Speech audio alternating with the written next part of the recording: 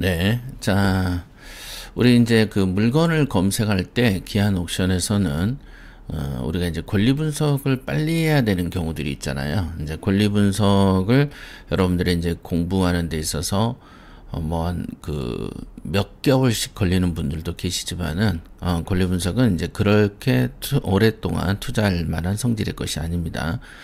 즉 내가 돈 버는 데 있어서 꼭 필요한 지식만 배우면 되는 것이지 그 외의 것까지 다 할 필요는 없어요.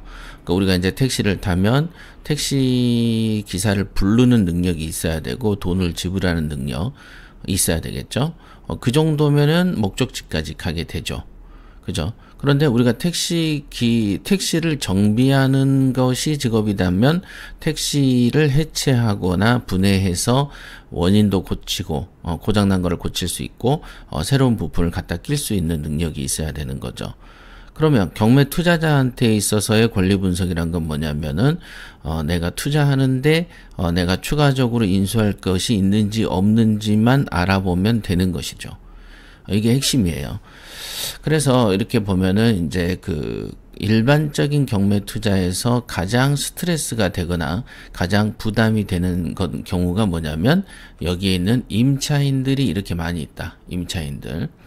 임차인들이 이렇게 위에서부터 아래로 쭉 뭐 10명, 20명 이렇게 있는 경우에 있어서 이 사람들을 대할 때 혹시라도 이 사람들한테 우리가 물어줄 돈이 있는가 이게 이제 핵심이 되거든요. 그럼 물어줄 돈이 있냐 없냐를 순식간에 간파해야 되는데 그렇게 하기 위해서는 이거를 이제 여기에 있는 말소 기준 권리 2010년하고 여기에 있는 2010년 1월 16일, 2017년 3월 28일, 20년 8월 24일, 16년 어쩌고저쩌고 이거를 다 이렇게 비교를 해야 되는 거죠. 그러면서 하나씩 밑줄을 그어야 된단 말이죠. 우리가 이제 이걸 종이로 출력했다고 생각해 보세요. 그러면 한 명씩 줄을 그어가면서 이 사람 물건은 내가 부담하지 않겠다라는 것을 확인하는 과정이 필요하죠.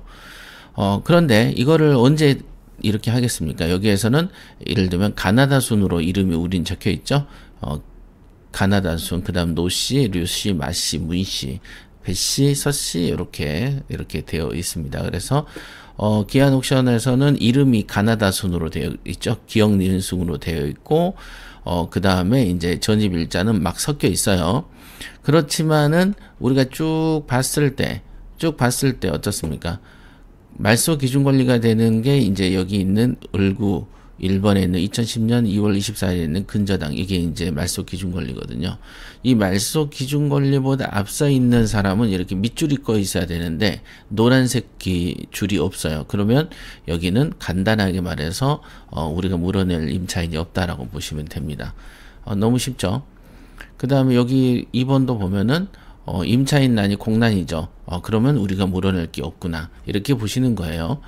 물론 그 임차인을 빠르게 확인하는 방법이죠. 선순위 임차인을 빠르게 확인하는 방법이 있고 여기 있는 기타 사항에 뭐 이렇게 권진하는 신청권자고 여기는 타주소 전출이니 뭐 이런 상황들은 이제 구체적인 상황들은 여기 기타 사항에서 읽어야 되는 것이지만은 실제로 이 내용이 어떻든 간에 여기에 선순위자가 아무도 없기 때문에 우리가 안전하게 투자해도 되는 것이거든요. 그 다음 또 다른 거 봐볼까?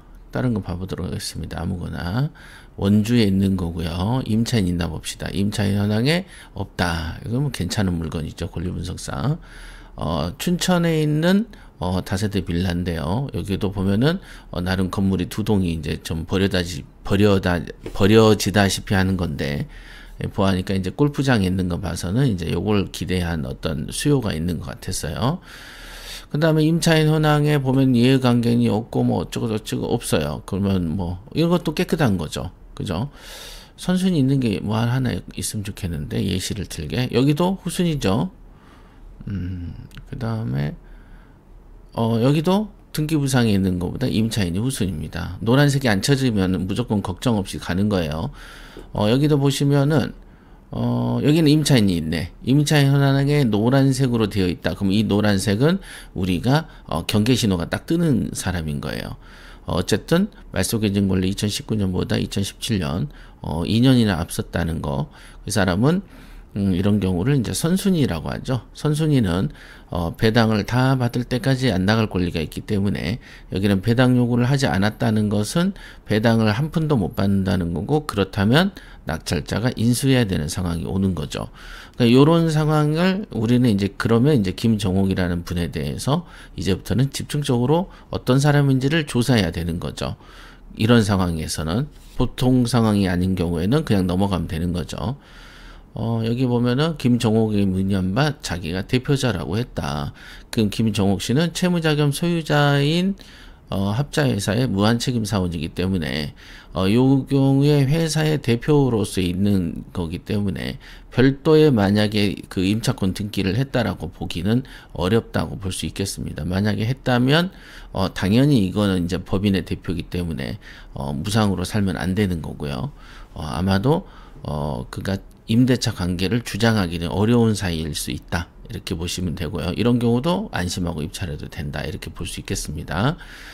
이런 걸, 즉 노란 선은 경계 신호다라고 보시면 된다. 여기 보면은 또 노란 거에 건물 등기, 토지 등기부가 있는데 임차인 나는 아무도 노란 게 없죠. 이렇게 권리 분석이 이렇게 쉬운 겁니다. 이렇게 여기도 없죠. 그 다음에 뭐 하나라도 걸려라. 여기 있죠. 여기는 선순위자가 되는 것이죠. 이분은 이제 확정일자까지 있는 거가 됩니다. 요렇게 쉽다, 이게. 근데 이제 이거가 주택이지만 만약에 상가로 하신다고 쳐도 상가의 선순위는 당연히 노랗게 뜨겠죠. 임차인 난에 이렇게 뜹니다. 상가. 콘도에서는 당연히 임차인, 요 경우는 이 사람은 임차인으로 보기는 어렵습니다. 법인이죠. 그 다음에 상가 건물인데 상가 임차인이 있지만은 이 사람은 사업자 등록이 없죠.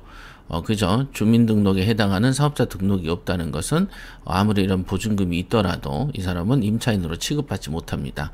자, 그럼 다만 이제 전세권 등기를 했나 보네요. 어디 보자.